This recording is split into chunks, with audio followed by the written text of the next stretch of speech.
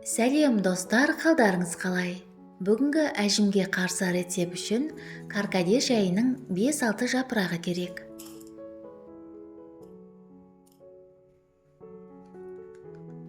Және 3 түйір қалампыр қосамыз.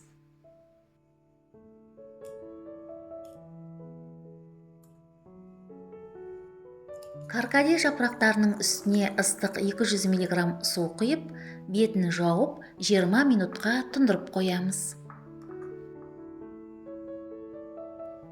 Каркаде жапырақтары ылғалдандыратын қасиетке ие және терінің ылғал тепе-теңдігін сақтауға көмектеседі.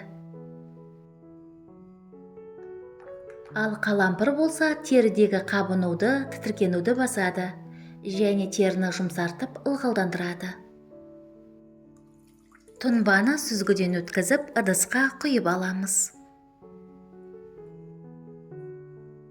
Үстіне бір ас қасық жүгері крахмалын салып, жақсылап араластырамыз.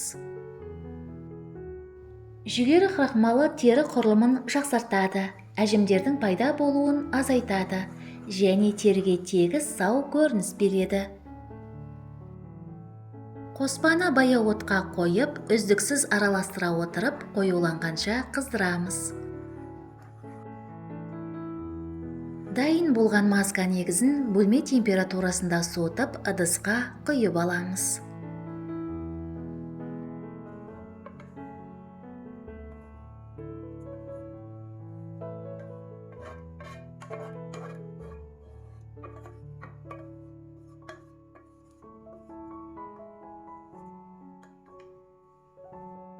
Төрт-бес тамшы жасмин майын қосып араластырамыз. Жасмин теріні ылғалдандыруға көмектеседі және қартаю процесін баяулатып, әжімдердің пайда болуын азайтады.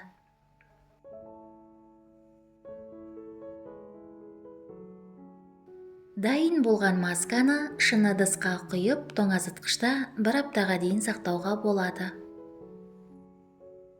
Достар, егер мені қолдағыңыз келсе, каналға жазылыңыз, лайк басыңыз, видео рецептпен достарыңызбен бөлісіңіз және жаңа рецепті жіберіп алмас үшін қоңырауды қосуды ұмытпаңыздар. Масканы қолданар алдында қолыңызға, білегіңізге жағып 20 минутқа қалдырып сынап көріңіз. Бұл масканы аптасына 2-3 рет бетіңізге, мойныңызға және декольте терісіне жағып 20-30 минутқа қалдырасыз. Содан кейін қалған масканы жылы сумен жуасыз. Көргеніңізге рахмет, сізге денсаулық, жастық және сұлулық тілеймін. Келесі кездескенше.